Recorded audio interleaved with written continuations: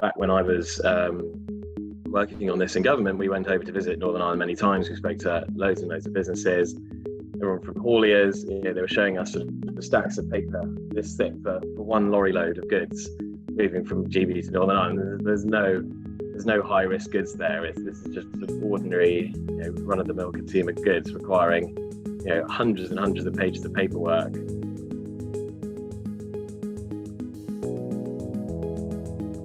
Welcome to the IEA podcast. My name is Lesh, and I'm the head of public policy here at the IEA. Each week, this podcast asks a tantalizing policy question to a top political and economic thinker. Today's question: what's wrong with the Northern Ireland Protocol? The UK is reportedly on the cusp of a new arrangement with the EU on Northern Ireland. This is meant to minimise the post-Brexit trade disruptions, restore sovereignty, and calm political tensions. But the worry is that the UK might succumb to EU pressures and not necessarily sign up to a strong enough deal, while others are worried about the impact potentially on peace in Northern Ireland. To discuss this topic, I'm very excited to be joined by Hugh Bennett. Hugh was a member of the UK's negotiating team on Britain's exit from the EU, which included the NI Protocol. He's a former special advisor to both Boris Johnson and Liz Truss, where he also worked on regulatory reform. Before joining the government, he was a journalist with Ghetto Fawkes and Brexit Central. So Hugh, I'm keen to get back to basics here because I think the idea of the Northern Ireland Protocol is thrown around a lot in public debate, but very people know what it is, why it exists. What is the purpose of it? Why do we have this Northern Ireland Protocol? Why are we talking about it?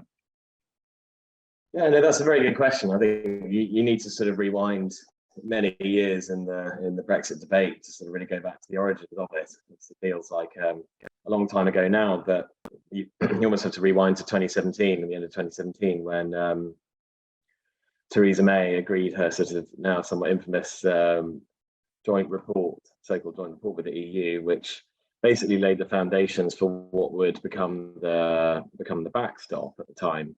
And that essentially stated that in order to avoid needing any sort of border infrastructure on the border between Northern Ireland and the Republic of Ireland, there essentially had to be something which would keep the whole UK in regulatory and customs alignment with the EU. This went on to become Theresa May's deal and the infamous backstop, which ultimately led to the downfall of her government as Parliament rejected it 3 times. So when Boris Johnson came in, that was obviously the most pressing political issue. And as I'm sure you'll remember, casting your mind back to those slightly tumultuous days in the second half of 2019 with prorogation of Parliament, negotiations, breakthrough, a deal, Saturday sittings, high parliamentary drama, and still the renegotiated deal, which obviously became the protocol, still couldn't get through that Parliament with the amount of rebellions.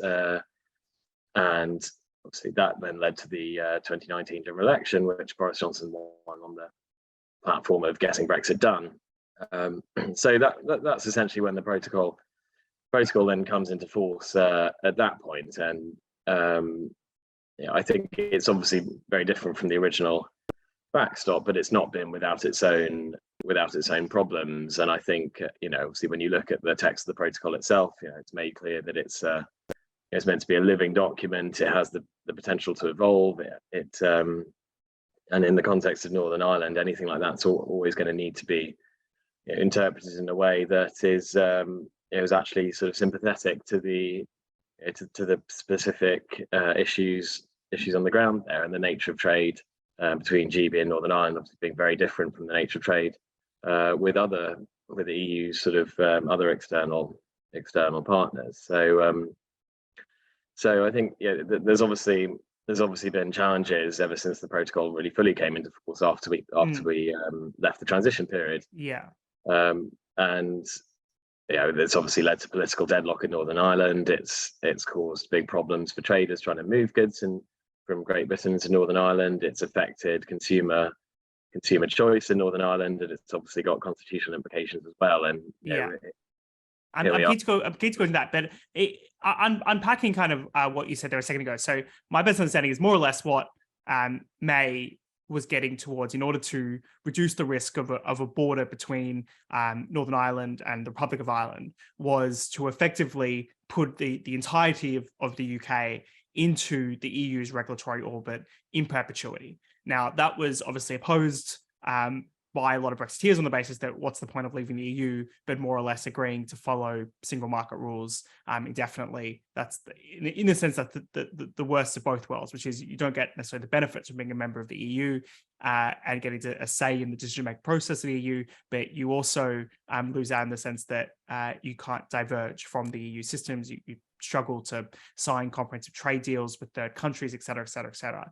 And then the decision was under Boris, they said, well, okay, effectively, we're going to get GB out, we're going to get Great Britain out, but in order to minimize the risk of that border in Northern Ireland, which would break the kind of underlying principles of the Good Friday Agreement, could potentially lead to more conflict. And in Northern Ireland, what we're going to do is effectively sell out Northern Ireland.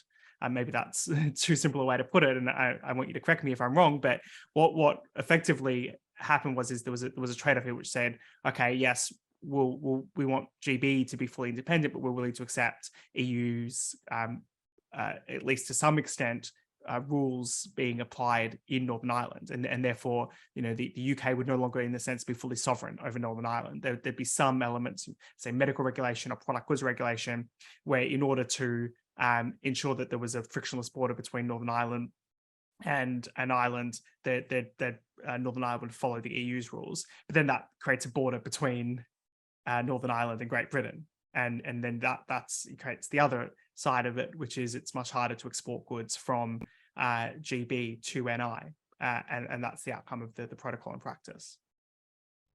Yeah, I mean, I think I probably wouldn't go as far as saying it was selling out Northern Ireland. I think, but it does touch on, I think, perhaps what's been at the heart of some of the disputes between the UK and the EU, and that I think the EU almost sees the protocol as Northern Ireland still being in the EU single market, whereas the protocol text itself is very clear that that's not the case. It's very clear that Northern Ireland status as part of the United Kingdom under the under the Belfast Good Friday Agreement is affirmed. And Northern Ireland is a full part of the UK's internal market. So it's very clear that's not the case. And as you said, what it does entail is it does entail certain regulations, EU regulations, continuing to apply in Northern Ireland. It does entail some form of customs process for goods moving between GB and Northern Ireland. But obviously, there's huge parts of the Northern Ireland economy which are nothing to do with the EU under the protocol. Services are not included in the protocol, which obviously is a huge part of the UK economy in general. So I think there's that sort of been a tension in that the EU has almost sort of slightly oversimplified it and sort of sees Northern Ireland as fully in its own orbit when it's sort of very clear in the protocol itself that that's not the case. And there's been a sort of conceptual difficulty that's impeded progress in negotiations in the past. But I think obviously the hope is that both sides can actually sit down and think about what's best for Northern Ireland and come to a sort of a solution that's much more sympathetic to the reality on the ground. Yeah, unpacking in terms of what is the reality on the ground, I think there is a bit of controversy. You see some people who are, I suppose, supporters of the protocol, maybe more sympathetic towards the EU, say, well, in fact, Northern Ireland has benefited from the protocol, that has access to the GB market, has access to the EU market. In fact, nothing to see here. The Northern Ireland economy is actually going quite well, and the disruptions are being greatly exaggerated by Brexiteers. Do you have any sympathy for those arguments, or do you think there have been quite substantial and real impacts of in terms of trade with Northern Ireland and GB, and that has had a substantial economic impact? No, I mean, I think obviously there are different layers again to unpack there, and obviously different parts of the economy are obviously going to deal differently with different requirements. I think a pattern we often found was that producers in certain sectors were actually relatively okay with a lot of the requirements of the protocol because they wanted to be able to export to the EU. And obviously in the UK, we've taken a more sort of pluralistic approach where we're saying, look, we're happy to accept it, whether it's UK regulations or EU regulations, or generally the EU don't sort of offer that flexibility in terms of the goods they recognise. But that's for a certain subset of the Northern Ireland economy. But where the impact has been very key felt is much more consumer goods moving over to Northern Ireland. Retail in Northern Ireland has been massively affected in terms of getting products across. Particularly anything that involves sort of animal plant health, garden centres have been massively impacted, for instance. anyone below the supermarkets who have a sort of special scheme to help them move goods, all sort of independent of each other. So have had an absolute nightmare with paperwork. I mean, back when I was working on this in government, we went over to visit Northern Ireland many times. We spoke to loads and loads of businesses, everyone from hauliers. They were showing us sort of stacks of paper this thick for one lorry load of goods moving from GB to Northern Ireland. There's no high risk goods there. This is just sort of ordinary, run of the mill consumer goods requiring, hundreds and hundreds of pages of paperwork for each individual lorry to complete. We've spoken to smaller food shops who suddenly they're faced with enormous paperwork, because not only do they have to do customs paperwork, they also have to get all their goods signed off by a vet. Even if it's sort of I remember things like cheese crackers, because they have a small amount of dairy in them. You need to get, if they want to buy some cheese crackers from Great Britain, they need to get them signed off by a vet before they can move to Northern Ireland. And I think for a lot of these businesses, if you're a big company, as we know with regulation more generally, you can often absorb these compliance costs. You have enough turnover to be able to hire the extra staff to deal with them. If you're a small business of 3 or 4 people, you suddenly need to hire another person, grow your workforce 25% to deal with these new requirements. It rapidly becomes completely unviable as a business, and that's something we've seen a lot in all the people we've spoken to.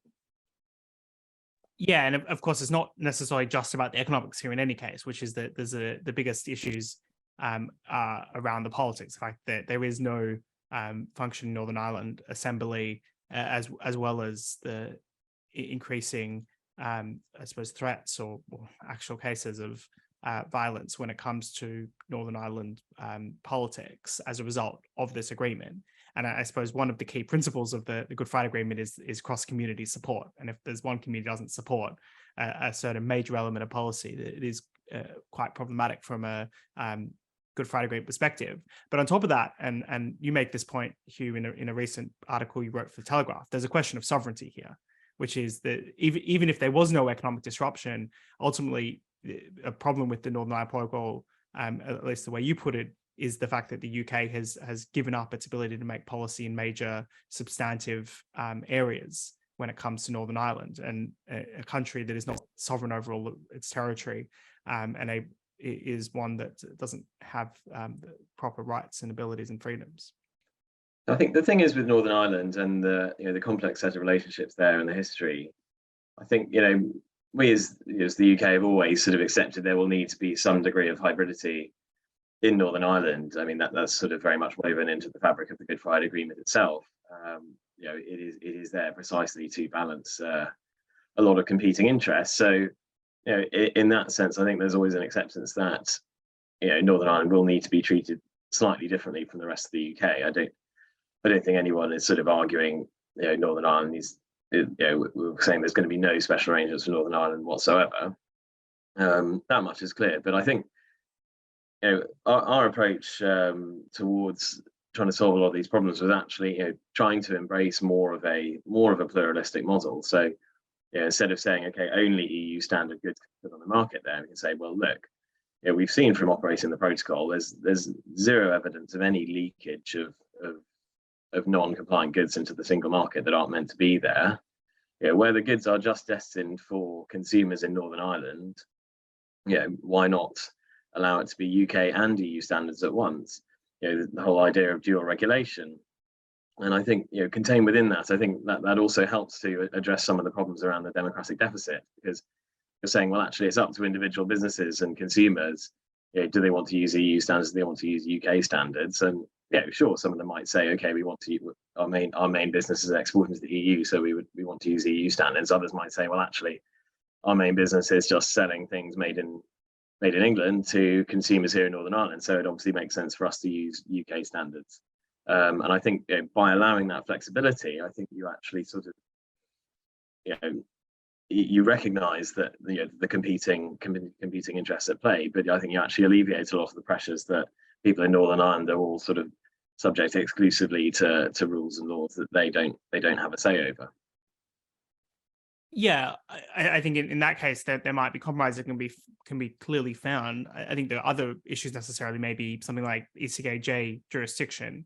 It's harder to envisage a kind of compromise if the EU says, well, ultimately our law will always be interpreted by the European court system, and the UK says, well, actually, no, that we don't want to have any kind of foreign court having direct jurisdiction in the UK. Are there kind of ways through that complexity, or is that ultimately just a question of sovereignty?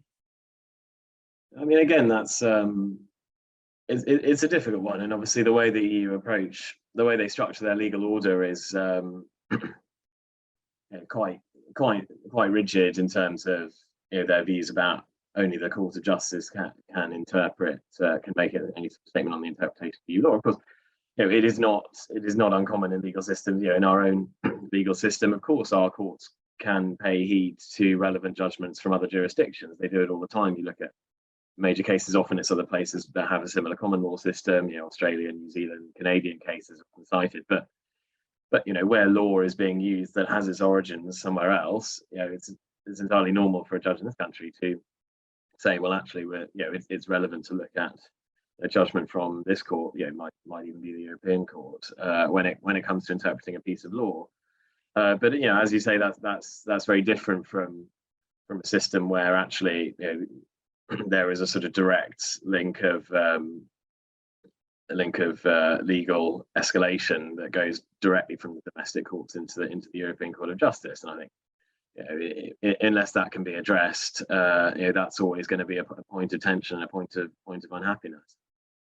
So I think there was a paper back when you were in government about some more specific proposals for how to fix the Northern Ireland Agreement. Obviously, I think that went along the lines of what you've been discussing, which is to try and find kind of mutually agreeable solutions. And there was some discussion about red and green lanes. What were the kind of main features there in terms of what would be, I suppose, from the UK perspective, an ideal arrangement where, as you've said, considering Northern Ireland's unique state and status, whilst minimizing any kind of disruptions on trade in all directions?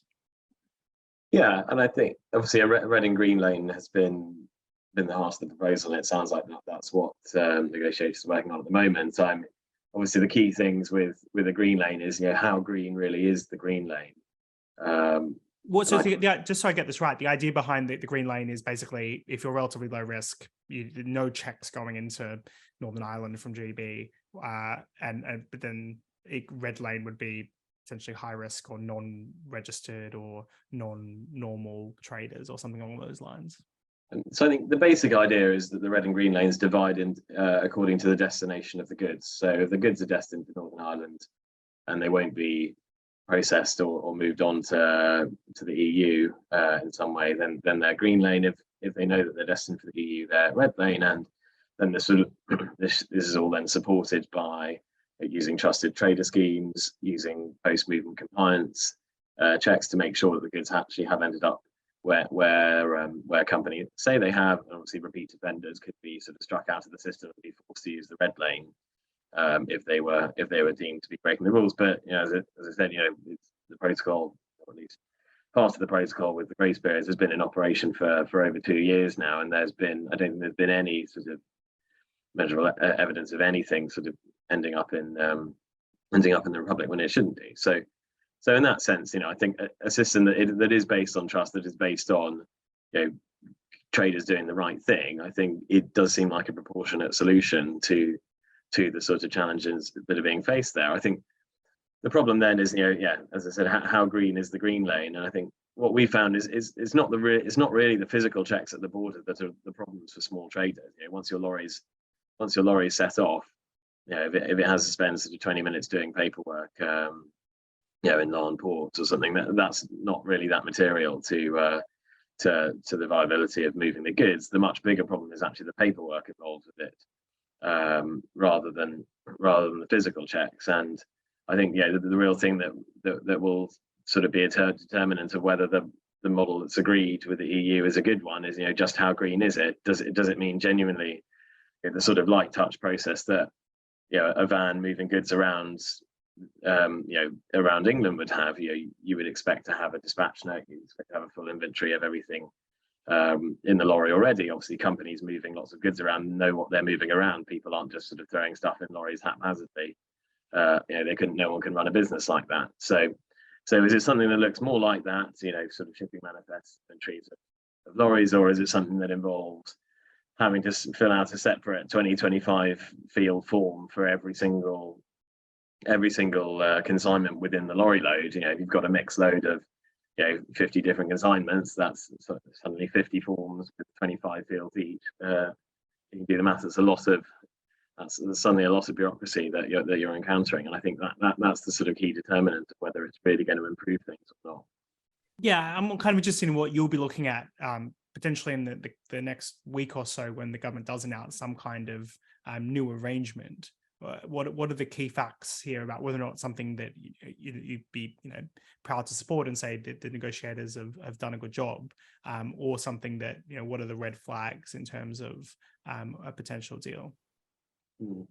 Well, I think the key things are to make sure that that actually all of the problem areas are addressed, not just the most visible ones. Obviously, the red and green lanes would solve the most visible problem that we've seen to date, and obviously, we're just talking about how green is the green lane is really a key question around that. But there's also a lot of other problems around VAT, taxation, what the EU would call state aid.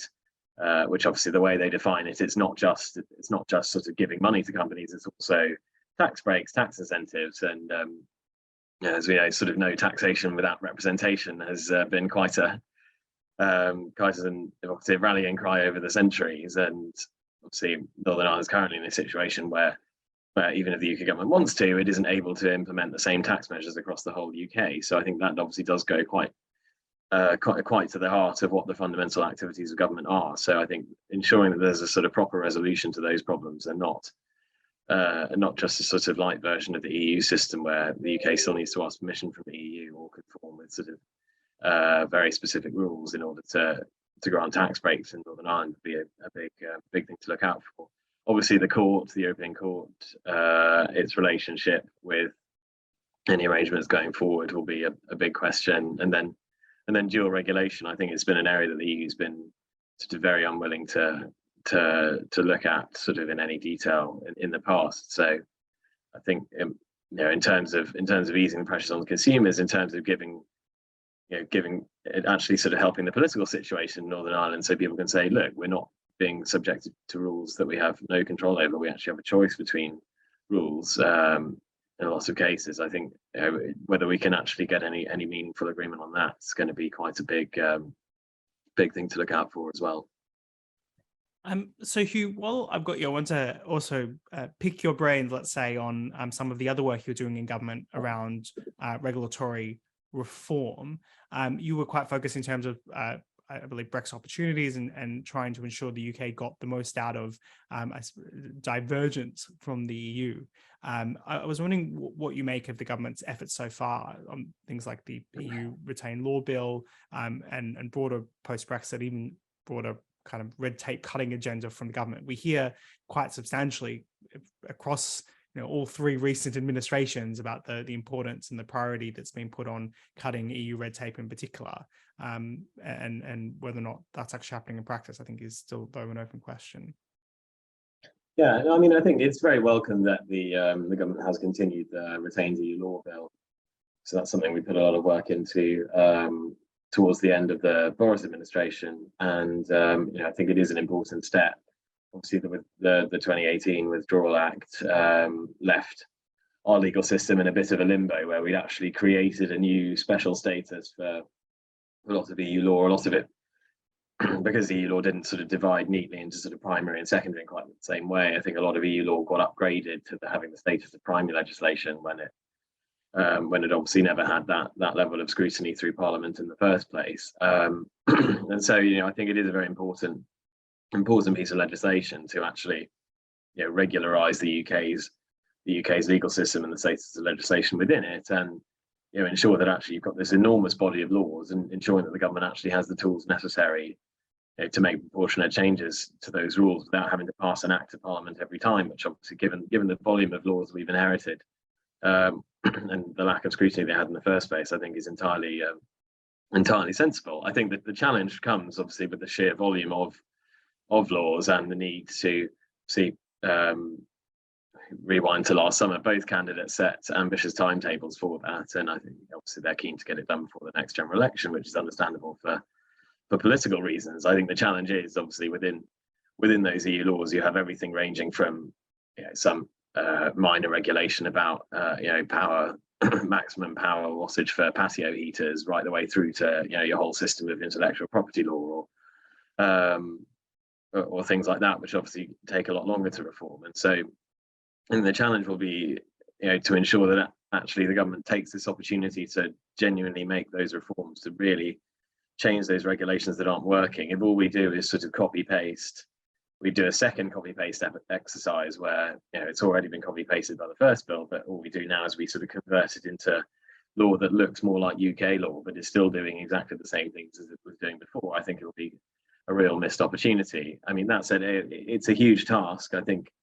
for any government. I think some departments have more than others, but I think the resource that's needed and the political focus that's needed to ensure that there's really this opportunity is maximised, I think is very high. And I think with everything else going on, it's always going to be a challenge for government to focus enough on it. Yeah, I think there's a bit of a risk here in the EU retained law bill that the government effectively says we're going to do this all by the end of 2023, which is extremely ambitious, but in practice just chooses to effectively, rather than reforming the law, rather than repealing the law, it just says, oh, we'll just make it into UK law. So it becomes a copy and paste exercise rather than an actual reform exercise. And then a lot of the opposition to regulatory reform, either within government or externally, coalesces together effectively against the kind of reforms that might make Brexit worthy and a worthwhile endeavour, and something that's actually going to deliver benefits to people. Yeah, and I think that it's always a sort of a square that a circle the government has problem squaring. It's very easy to come up with lots of rhetoric about deregulation more generally or reducing regulatory burdens, but as soon as it comes to any individual regulation, there's always someone saying, "Oh no, not that one, not that one. Oh, let's not change that. So that one's really important." I think in some ways that's always going to happen with the way Whitehall is set up. Departments, will just stick to their position because that's what they've always done. And so it's much easier in government to block something than it is to make something happen. So I think that's always been a challenge. And I think, unfortunately, various policies which the government did look at and consulted on, things like a regulatory gateway that one in, one out, for instance, that used to be operated during the coalition era, and I think was actually very effective at keeping the overall net burden of regulation down. I can't remember the exact figures, but I think if you look at the sort of whole 6 years or so when it was in effect, I think that the overall regulatory burden increased by the order of 1 or 2 billion. And then in the 3 years immediately after it was removed under the Theresa May years, I think the burden increased by closer to sort of 8 billion in just those 3 years. So I think it shows that actually once you take that break off Whitehall, with all the best intentions from ministers and prime ministers, the bureaucratic machine will simply keep producing more regulation, I think, without a sort of harder break on it. So it's disappointing that the previous government didn't choose to actually reintroduce anything like that, which might have actually helped to make departments think a little bit more carefully about the regulations that they're passing, and making sure that they're actually keeping an eye on the bigger picture. Every regulation can be justified in and of itself, but once you add them all together, that adds up to a huge cumulative burden on businesses. And obviously every Secretary of State wants to, you want to do something. You want to say, I've passed this law, I've taken action on this, but obviously the net effect of that over 30, 40 years is actually, if you're running a business, you have so many more hurdles in your way, and ultimately all it does is damage growth and competitiveness in the UK. Yeah, I think there's an interesting kind of, and I'm keen to get your thoughts on this potential internal incentive problem here, which is if you're a minister and you want to spend money, it's actually very difficult, relatively speaking. You've got to go to Treasury, you've got to convince them the program's worthwhile. There's a really extensive process for it. Also, if you want to regulate, there's no kind of check or balance on it. As you've said, there's no two out, one in, or one out, one in kind of incentive. There's no budget for regulatory reform, which says, you must reduce your regulation by 5% by some metric. There's no institutional mechanism in place. And in fact, the opposite mechanism is often in place, which is anytime there's any kind of issue in public debate, in any kind of political context, the response of ministers is, yes, we're going to fix that problem. We're going to fix it through regulation, without necessarily analysing the extent and the scope of the problem that they're talking about, nor analysing the potential costs of the intervention in any kind of meaningful way. Yeah, no, I think you're absolutely right. And I think the way politics is geared, the way the system is geared, it's the incentive is always going to be to introduce more regulation rather than remove it. I think the comparison with spending within government is very interesting, actually. Exactly as you say, the government has to think very carefully about spending. It needs to really justify it. There's no equivalent system for regulating. I think something like that. I know it's something that Jacob Rees-Mogg was very interested in when he was business secretary. The idea of regulatory budgets being used for departments. And I think ultimately, the UK needs to think very seriously about introducing systems like that. We want to, we've got to recognise that, better regulation, deregulation is always going to be a marathon, not a sprint.